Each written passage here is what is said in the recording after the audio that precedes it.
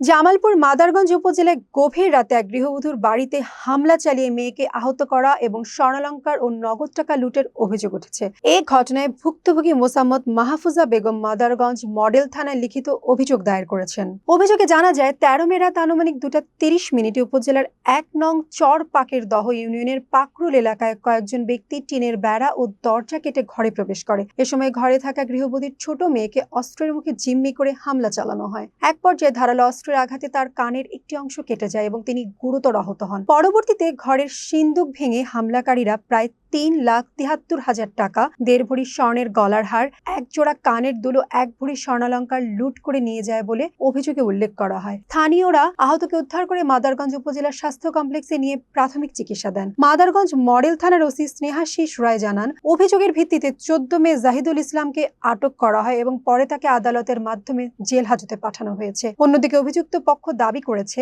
দীর্ঘদিন ধরে গবাদি পশু সংক্রান্ত বিরোধের জেরে তাদের বিরুদ্ধে মিথ্যা অভিযোগ আনা হয়েছে।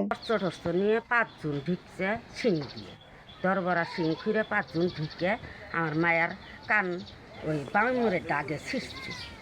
এই পাশে আসছিল ডান কাঠটা তলা আসছিল, আর এই বাঁ কানটা উড়ে আসছিল, এর আগে টান দিছে, যে এটা টান দিয়ে ছিঁড়ছে, তে আমার মায়েরা উঠছে উঠে আউ আউ আউ আউ এও করা ধরছে।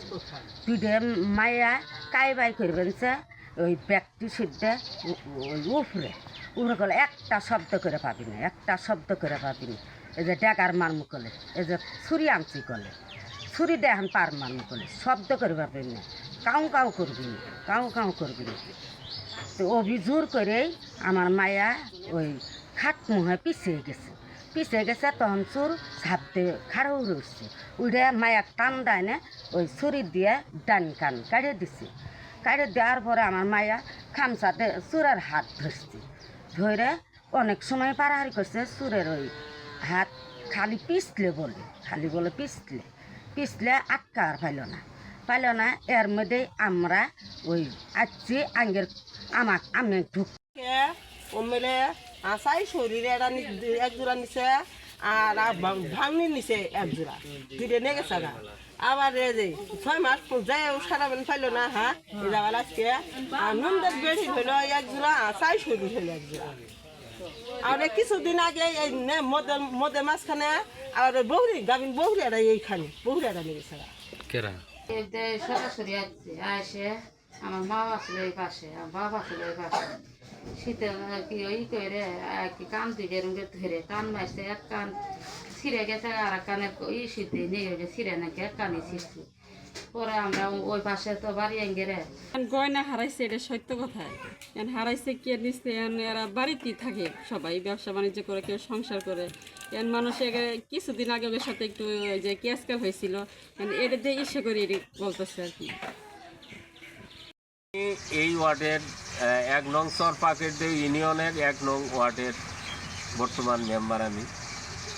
আমার এলাকাতে আসলে ২ জন মহিলা, একজন আসলে বয়স্ক মহিলা আর একজন চ্যাংড়া মহিলা, ২ জনেরই কানের দুল যে ছিঁড়ে নিছে। আমি ঘটনাটা শুনে আমি আসলে দুঃখিতই, যে বিষয়টা হলো যে এইভাবে ঘটনা। আমি কালকে যখন ওই মহিলাটাকে হাসপাতালে নিয়ে যায়, তখন আমার সাথে দেওয়া হয়েছে।